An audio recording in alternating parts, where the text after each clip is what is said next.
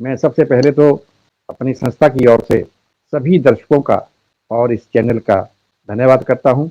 बंधुओं, आज हम आपके बीच में अपनी संस्था जो एक प्रयास आपके साथ चैरिटेबल ट्रस्ट है, जो सन 2021 के बीच में शुरू हुई थी। इसके पहले बैच के जो विद्यार्थी हमने 5 सिलेक्ट किए थे, जिनमें शिवांगी, उमा, अमृत कपूर, युक्ता और सलोनी, उनको हमने चयनित किया।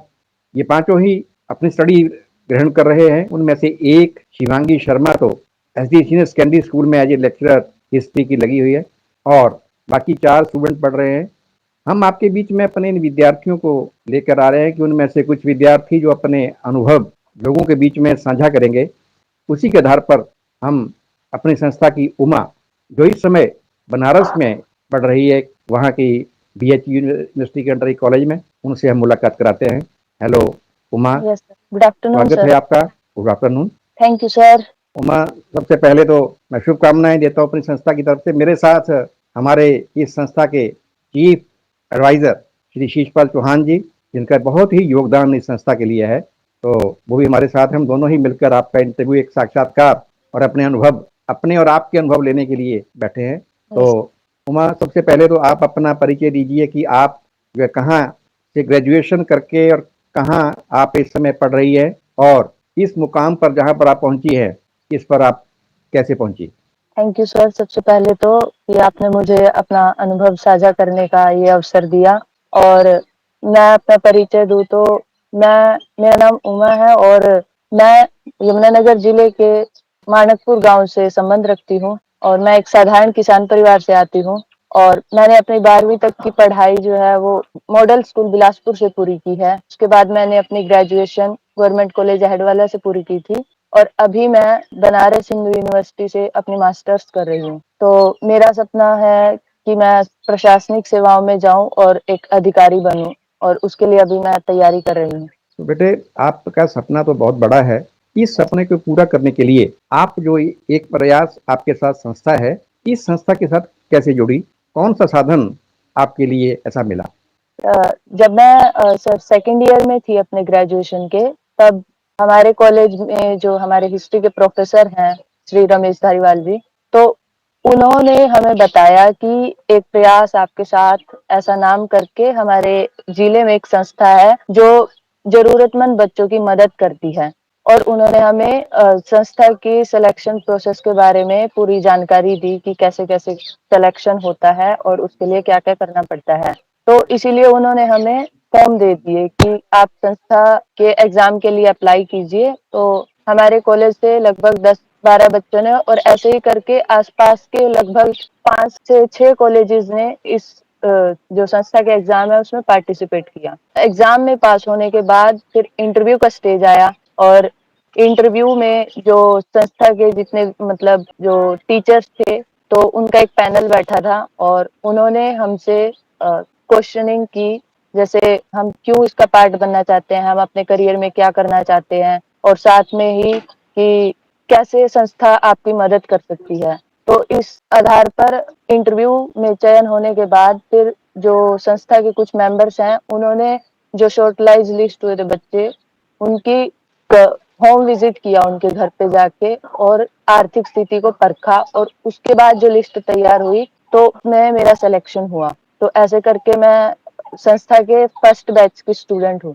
और मैं जैसे बताया कि मुझे प्रशासनिक सेवाओं में जाना है, तो मैं उसकी जो तैयारी के लिए जितना भी जो मुझे मटेरियल चाहिए था या उससे संबंधित जितनी भी चीजें हैं वो मुझे संस्था ने प्रोवाइड करवाई हैं। बेटे, एक बात ये बताओ कि जब आप ग्रेजुएशन कर रहे थे तो आपने अपना टाइम टेबल और अपना जो शेड्यूल बनाया पढ़ाई लिखाई का, और किस तरीके से आपने सोचा कि सबसे अलग चलना और अधिक मेहनत करके अपने टारगेट को अचीव करना, ताकि दूसरे बच्चों को भी प्रेरणा मिले, उनको भी पता लगे कि तैयारी ऐसे होती है जैसे यूपीएससी का सपना था, इसके लिए बहुत मेहनत करनी होती है। इसके लिए आप अब क्या कर रहे हैं साथ साथ पढ़ाई के, वो बताइए। सर, जैसे मैंने बताया कि मैं साधारण परिवार से संबंध रखती हूँ, मेरे पिताजी किसान हैं, तो उन्होंने भी सरकारी नौकरी के लिए एकदम जी तोड़ मेहनत की थी। लेकिन कहीं ना कहीं किस्मत के चलते उनका सिलेक्शन नहीं हो पाया, एक दो नंबर से वो रहते गए। और मैं ये चीज देख रही थी कि कैसे मेरे पापा संघर्ष कर रहे हैं एक नौकरी के लिए, कि कैसे हमारे परिवार की जो है वो स्थिति ठीक हो जाए, लेकिन वो नहीं नौकरी लग पाए। तो मेरे अंदर ये था कि अगर पापा नहीं कर पाए तो मुझे करना है, लेकिन क्या करना था वो मेरे को मुझे भी क्लियर नहीं था। तो यहाँ पर मेरे पापा का बहुत बड़ा योगदान है कि उन्होंने मुझे सिविल सर्विसेज के बारे में बताया कि ऐसे-ऐसे करके एक एग्ज़ाम होता है यूपीएससी का, और उससे ऐसे जाके आगे अधिकारी बनते हैं। तो फिर जब मैंने इसके बारे में और खोजबीन शुरू की कि यूपीएससी क्या है, कैसे इसका एग्ज़ाम होता है, इसमें कैसे सिलेक्शन होता है, क्या-क्या तैयारी करनी पड़ती है। तो जब मैंने इसके बारे में जाँच-परख की, तो फिर मैंने अपना मन बना लिया कि मुझे यूपीएससी ही करना है, और उसके लिए मैं अपना प्रयासरत हो गई और मैं तैयारी करने लगी। तो जब मैं लगभग 10th के बाद मैंने अपना पूरा मन बना लिया था कि मुझे यूपीएससी करना है, और फिर उसके बाद से मैंने बेसिक शुरू कर दिया अपना, कि मैंने अपना एनसीईआरटी का बेस जो है वो स्ट्रॉन्ग करना शुरू कर दिया, और अपना टाइम टेबल बनाया अपने स्कूल के साथ। एक्स्ट्रा में थोड़ा-थोड़ा टाइम जो है वो अपने फाउंडेशन को बनाने में देने लगी। इसी के साथ-साथ कॉलेज में भी मैंने यही किया। कॉलेज में क्लासेस के बाद जितना भी टाइम बचता था, तो मैं ज़्यादातर टाइम लाइब्रेरी में ही बिताती थी, ताकि मैं अपना एक्स्ट्रा जो सिलेबस है मैं वो कवर कर सकूँ। उसके बाद कॉलेज में जो रमेश धारीवाल सर हैं, उनका बहुत योगदान रहा है कि हमें एक्स्ट्रा बैठने के लिए, कि कॉलेज जब बंद हो जाता था तो उसके बाद भी कॉलेज खुलवाना, मतलब लाइब्रेरी को खुलवा के रखना लगभग 2 घंटे बाद तक। तो उसमें उन्होंने बहुत मदद की कि हमें एक्स्ट्रा पढ़ने के लिए लाइब्रेरी वो खुलवाते थे। और सुबह भी हम जब कहते थे कि जल्दी हमें सर आना है कॉलेज, कि हम घर से जल्दी आ जाएँगे और लेक्चर से पहले तक का जितना भी टाइम है वो हम लाइब्रेरी में बिताएँगे। तो मतलब मैं और मेरी दोस्त जो थी, तो वो हम करते थे। लेकिन आगे जाके फिर मैं ही अकेली इस फील्ड में आई। तो इस तरह से मतलब मैंने अपना बेस बनाना शुरू किया, और उसके बाद फिर संस्था से जुड़ने के बाद मुझे जो बेसिक मटेरियल चाहिए था, एनसीईआरटीज़ मेरे पास थी, उससे मैंने तैयारी कर ली। लेकिन आगे की जो और बुक्स थी या और जो मटेरियल था, वो फिर मुझे संस्था की तरफ से प्रोवाइड कराया गया। इसके साथ ही जो मुझे इंटरनेट यूसेज के लिए और मुझे ऑनलाइन कोचिंग भी लेनी थी, तो उसके लिए जो मुझे टैबलेट है, वो संस्था की तरफ से प्रोवाइड कराया गया, जिससे मुझे काफ़ी मदद मिली। उमा, संस्था से आप जुड़ी, अभी आपने सीयूटी का एग्जाम दिया और आप बनारस में आपकी सिलेक्शन हुई बनारस के कॉलेज में, यस तो सर। आप संस्था की जो कार्यशैली है इसके बारे में क्या कहना चाहेंगी कि किस तरह से संस्था ने आपके लिए जो काम किया और कर रही है, इसके बारे में आपके क्या विचार हैं? संस्था की जो कार्यशैली है, सबसे पहली बात मैं मतलब बहुत प्रभावित हूँ उस चीज़ से कि जो संस्था की कार्यशैली है, वो इस तरह से मेंटेन है कि मतलब उसमें कोई कमी नहीं है, और उसमें इतनी अकाउंटेबिलिटी है, इतनी ट्रांसपेरेंसी है, हर चीज़ एकदम पूरा टाइम टू टाइम और पूरे तरीके से होती है हर चीज़। सभी मेंबर्स उसमें अपने-अपने जो बात है वो रखते हैं, और सबकी बातों को कंसीडर किया जाता है। इसके साथ ही जो स्टूडेंट्स हैं, उनके साथ अच्छे से प्रॉपर इंटरेक्शन किया जाता है। ये नहीं कि एक बार सिलेक्शन हो गया तो बस एज़ अ मेंबर बन गए। मुझे सबसे अच्छी चीज़ जो है ये लगी है कि जब बच्चा सेलेक्ट होने के बाद उसको एज़ अ मेंटर, जितने भी संस्था के टीचर्स हैं, उन्होंने जितने भी सिलेक्टेड बच्चे हैं, उनको एज़ अ मेंटर के तौर पे आपस में डिवाइड किया हुआ है कि एक टीचर के पास 2 बच्चे हैं, तो वो हर महीने उनसे पूछेंगे कि आपकी क्या प्रोग्रेस है, आपकी स्टडी कैसी चल रही है, और इसके साथ आपको किसी चीज़ की ज़रूरत तो नहीं है। और साथ में ही कि वो हमें मोटिवेट भी करते हैं अपनी बातें बताकर, अपने जीवन से कुछ अनुभव बताकर। तो ये चीज़ मुझे बहुत अच्छी लगती है कि हर महीने आप बच्चों से पूछते हैं कि आपको किसी चीज़ की ज़रूरत तो नहीं है, या आपकी स्टडी कैसी चल रही है। तो मतलब वो प्रोग्रेस की पूरी रिपोर्ट लेते हैं। तो ये मुझे सबसे प्लस पॉइंट लगा। बहुत ये अच्छी चीज़ है। ठीक है, बहुत बढ़िया। उमा, इसके साथ-साथ देखो कि संस्था आपके लिए कोई आर्थिक सहायता करती है, स्टेशनरी देती है, बुक्स देती है, आपकी यूनिवर्सिटी की फीस देती है। इसके साथ-साथ आप और क्या महसूस करती है कि जो संस्था की तरफ से मिल रहा है और आज वो समय की माँग भी है? कुछ यस मिलता है? सर, ये बहुत इम्पोर्टेंट पॉइंट है सर। इसमें मैं चाहूँगी कि मैं इसमें अपना एक्सपीरियंस शेयर करूँ। तो संस्था के टीचर होने के नाते मोस्टली लोग यही करते हैं कि आपको किसी चीज की जरूरत तो नहीं है, आपको कोई किताब चाहिए, आपको कोई कॉपी चाहिए, तो बस मतलब मोस्टली लोगों में यही होता है, जो जितने भी ट्रस्ट वगैरह मतलब मोस्टली बने हुए हैं। लेकिन यहाँ मुझे लगता है कि ये सिर्फ ट्रस्ट नहीं है। मैं जिस दिन से संस्था के साथ जुड़ी हूँ, मुझे कभी ऐसा फील नहीं हुआ कि मैं किसी ट्रस्ट की मेंबर हूँ। मुझे लगता है कि मैं एक फैमिली की मेंबर हूँ। मेरे पेरेंट्स के अलावा भी कोई है जो ये सोचता है कि ये चाहता है कि मैं अपना करियर बनाऊं, मैं अपने करियर में सक्सेसफुल हूँ। और साथ में ही जो ये अनुभव शेयर करना मेरे लिए बहुत बड़ी बात है, क्योंकि इसके साथ ही जो टीचर है वो हमें ये भी बताते हैं कि हमें कैसे चीजों से डील करना है, कैसे जो विद्यार्थी जीवन में जो परेशानी आती है उनसे कैसे पार पाना है, कहाँ पे किस तरीके से चीजों को लेके चलना है। तो उस चीज के लिए जो जितने भी संस्था के मेंबर है वो बहुत ही अनुभवी टीचर हैं, वो रह चुके हैं, रिटायर्ड हैं सभी, तो वो अपने जीवन के अनुभवों से हमें प्रेरित करते हैं कि हमें कैसे कैसे स्थितियों से काम लेना चाहिए, किस तरह से उस स्थिति में हमें अपना काम लेना चाहिए। आप संस्था के बारे में कुछ सुझाव देना चाहेंगे कि संस्था के लिए ये कुछ करना चाहिए? आपने अभी हमें संस्था को आपको पढ़ते हुए 4 साल हो गए। संस्था के बारे में कोई और जिससे कि संस्था में सुधार आए, कोई और सकारात्मक बात हो,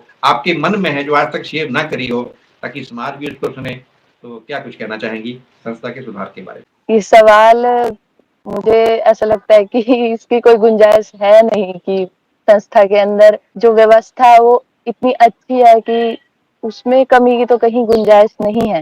लेकिन हाँ, अगर अब आपने पूछा है कि सुझाव की अगर बात करें, तो सुझाव के तौर पर मैं एक चीज कह सकती हूँ कि जैसे जो बच्चा इंटरव्यू तक पहुंचता है जब, तो अगर इंटरव्यू के बाद भी अगर उसका सिलेक्शन नहीं हो पाता है, तो मुझे लगता है कि उसको एक बार कंसीडर करना चाहिए। अगर वो बच्चा पेपर पास किया है और इंटरव्यू में उसका अगर नहीं हुआ है, तो मुझे लगता है कि संस्था को एक बार उस पर विचार करना चाहिए। अगर वो हार्ड वर्किंग है और वो ऑनेस्ट है, अपने करियर को लेके सीरियस है, तो उसको कहीं ना कहीं एक चांस मिलना चाहिए। मतलब ये मेरा मानना है। ठीक है, बढ़िया विचार करने वाली बात है। ये भी जो बात कही है कि जो पहले वाले बच्चे आगे पढ़ रहे हैं, अगर वो नजदीक हो तो उनको बुला लिया जाए इंटरव्यू के टाइम में, ताकि उनके भी विचार ले लिए जाए। और इसके अलावा सर एक बात और मैं ऐड करना चाहूंगी कि या फिर ऐसा कर सकते हैं, जो बच्चे इंटरव्यू के लिए शॉर्टलाइज किए जाते हैं, उन बच्चों का जो सिलेक्टेड बच्चे हैं उनके साथ कांटेक्ट करवा सकते हैं कि मतलब आपका इंटरव्यू एक्सपीरियंस कैसा था, कि मतलब जो सिलेक्टेड बच्चे हैं वो बता सके कि पैनल आपसे क्या चाहता है। इस पे विचार करेंगे। हम आपको आईएएस ऑफिसर के रूप में अभी देख रहे हैं। आप आईएएस ऑफिसर बन के अपनी सेवाएं कैसे दोगी समाज को? क्या करना चाहोगी आप समाज में? सर, सबसे बड़ी बात तो यह है कि प्रशासन में होने के बाद भी अगर हम कॉमन मैन से जुड़ पाने की जो हमारे अंदर अगर सक्षमता है, तो वो सबसे बड़ी बात है। एज अ अधिकारी होने के बावजूद भी अगर कोई कॉमन मैन हमारे पास अपनी कोई शिकायत लेके आता है, तो वो हमें एज अ अधिकारी ना देखे, वो ये समझे कि ये मेरा काम करेगा तो मैं इसके पास जा रहा हूँ, वो हमसे कनेक्ट कर पाए। तो वो जो जुड़ाव है, मैं सबसे पहले वो स्थापित करना चाहूंगी, और उसके बाद जो भी समाज के विकास में जो भी कार्य है, मैं उस कार्य को करूंगी। इसी के साथ सवाल एक और है कि आज स्टूडेंट्स कॉलेजेस में, स्कूल्स में इतना जुनून नहीं है। मैं कुछ एक बच्चे होते हैं, अगर 40 की क्लास है, 40 में से 4 स्टूडेंट्स होते हैं जो सुन रहे होते हैं टीचर, और कॉलेजेस में भी अटेंडेंस भी नहीं दे रहे होते, और वो जुनून नहीं है, वो क्वालिटी भी उन तक नहीं पहुंच पा रही है। और सेल्फ स्टडी के नाम पे तो कुछ भी नहीं करते। अगर पूछा जाए कि आप सेल्फ स्टडी कितने करते हैं, उन्हें पता ही नहीं है, या और कॉपिंग पे डिपेंड करते हैं। आप क्या कहना चाहोगे? सर, इस पे मतलब मेरा मानना ये है कि जो बच्चे हैं वो इस चीज को लेके सीरियस ही नहीं है, उनको इस चीज का होश ही नहीं है कि हमें करना क्या है। मतलब ज्यादातर केसेस में यही है कि बच्चे को यही नहीं पता होता कि मुझे करना क्या है। वो 12th के बाद सोचेगा बीए कर लेंगे, बीए करने के बाद बस मेरे पास डिग्री होगी, बट वो नहीं जानते कि डिग्री की वैल्यू क्या है। या ज्यादातर बच्चे जो है वो इसी सोच के आए कि बस मेरे को कैसे भी करके ग्रेजुएशन करना है, मेरे पास डिग्री होगी। दूसरा क्या है कि अब हमें सबको पता है कि जब भी बात नौकरी की आती है, तो क्या कहते हैं कि सरकार नौकरी नहीं देती। मेरा मानना है कि नौकरी लेने के लिए जो मेहनत है वो बच्चे नहीं करना चाहते। वो कंपटीशन में आना ही नहीं चाहते। वो चाहते हैं कि बस ऐसे ही हमें कट ऑफ से बिना पार किए और ऐसे ही हमें नौकरी मिल जाए। तो वो जो कंपटीशन भावना है कहीं न कहीं वो नहीं है मोस्टली बच्चों के अंदर। बैकग्राउंड में अगर हम देखें जो रूरल एरिया वहाँ पे ये चीज़ बहुत ज़्यादा है।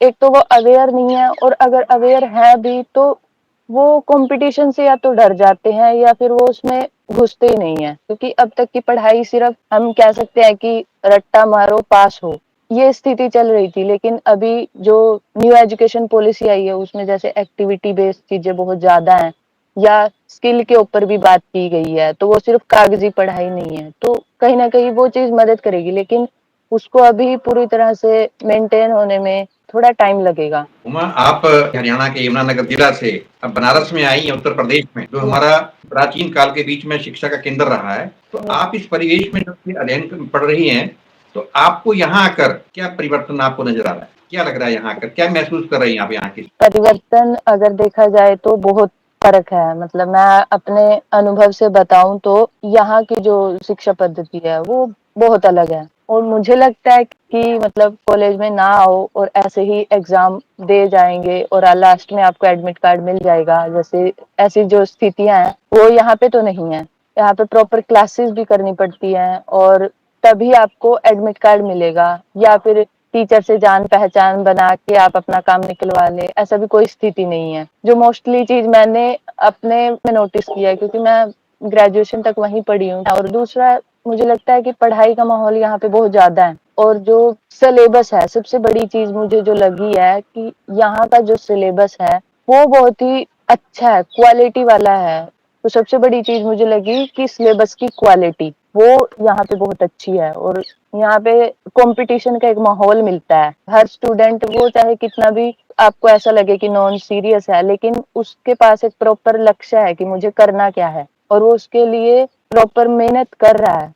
और साथ में जो एक्स्ट्रा एक्टिविटीज होती हैं कि अगर किसी के अंदर राइटिंग का कोई गुण है तो वो उस पे भी काम कर रहा है, किसी के अंदर कोई म्यूजिकल इंस्ट्रूमेंट बजाने का वो है तो और उसको एम्फेसाइज भी किया जाता है। और साथ में किसी को जो बोलने का किसी के अंदर बहुत अच्छा हुनर है तो वो तराशने का एकदम बराबर मौका मिलता है। जजमेंट की हम बात करें तो वो भी एकदम ट्रांसपेरेंट है, मोटिवेट करता है बच्चे को कि मैं पार्टिसिपेट करूँ ज्यादा से ज्यादा। जब उसको ऐसी ऐसी व्यवस्था मिले, माहौल मिले तो वो कहीं ना कहीं इंस्पायर होता है कि नहीं, मैं अपना 100% दूंगा और मुझे रिजल्ट मिलेगा। तो जो आपका लक्ष्य है आईएएस अधिकारी बनने का, हम आशा करते हैं कि यहाँ का परिवेश आपकी उस आकांक्षा को, आपके लक्ष्य को पूरा करने में सहायक सिद्ध होगा।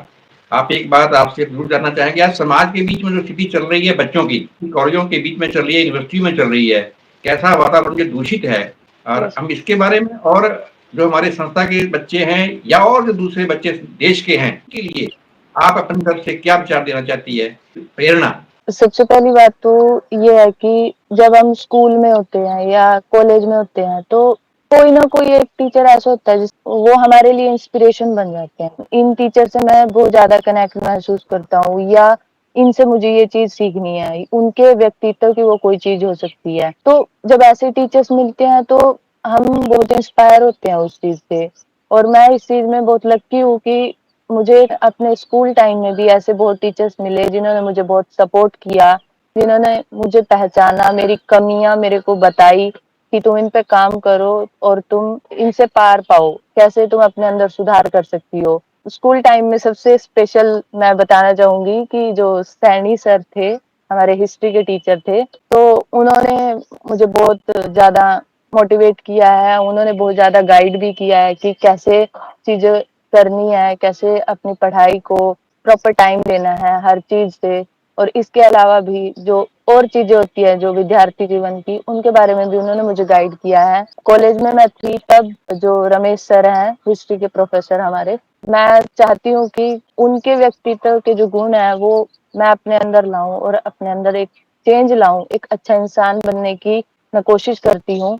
और विद्यार्थी जीवन में स्पिरिचुअलिटी का बहुत रोल है सर, और वो मैंने महसूस किया है। मेरा अपना अनुभव है कि मैं मानती हूँ आज का जो दौर है, खासकर सोशल मीडिया का जो जमाना है, और वो स्टूडेंट के लिए वो हानिकारक भी हो सकता है और लाभदायक भी हो सकता है। अगर जो स्टूडेंट है वो अपने माइंड को एक दिशा में लगा के रखे अपने गोल को अचीव करने में, और वो थोड़ा आध्यात्मिक मार्ग में अपना अगर ध्यान लगाए, तो मुझे लगता है उसको सफल होने से कोई नहीं रोक सकता। मैं खुद आध्यात्मिक चीजों में मैं बिलीव करती हूँ, और मैं कोशिश भी करती हूँ कि कहीं ना कहीं से मैं अपने अंदर वो चेंज ला पाऊँ, मैं अपनी सीमाओं को जान पाऊँ कि मैं एक अपना 100% दे पाऊँ हर चीज में, और हर चीज को मैं एकदम जॉय के साथ करूँ। तो इसके लिए जैसे मेडिटेशन, सभी बताते हैं कि स्टूडेंट के लिए मेडिटेशन जो है वो एक बहुत अच्छी चीज है जो करना चाहिए।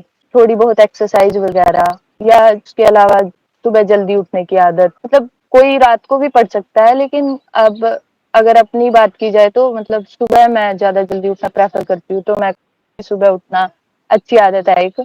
और इसके साथ ही अगर लक्ष्य हम 24 घंटे अपने दिमाग में रखेंगे कि मैं किस काम के लिए यहाँ आई हूँ, कॉलेज में हूँ, या मैं इतनी दूर पढ़ाई करने के लिए आई हूँ, तो मुझे नहीं लगता कोई रास्ता भटक सकता है। कहीं ना कहीं अगर मुझे पता है कि मेरा यहाँ आने का पर्पस क्या है, मैं इतनी दूर किस लिए आई हूँ, तो वो चीजें मुझे इतना अट्रैक्ट नहीं कर पाएंगी, और मैं अपने लक्ष्य के लिए अपना काम करती रहूंगी। कुछ और आप पूछना चाहेंगे? बस यही कि बच्चों को अच्छा संदेश मिलेगा इस जो बातचीत हमने की है, मोटिवेशन होगा बच्चों के लिए कि वो फोकस्ड रहें अपना टारगेट अचीव करने के लिए। हर वक्त 24 घंटे उनको सपने ही अपने टारगेट के, अपने लक्ष्य के आने चाहिए। उठते बैठते वही चीजें जब घूमेंगी दिमाग में तो माहौल तब बनता है, तब वो सही ट्रैक पे।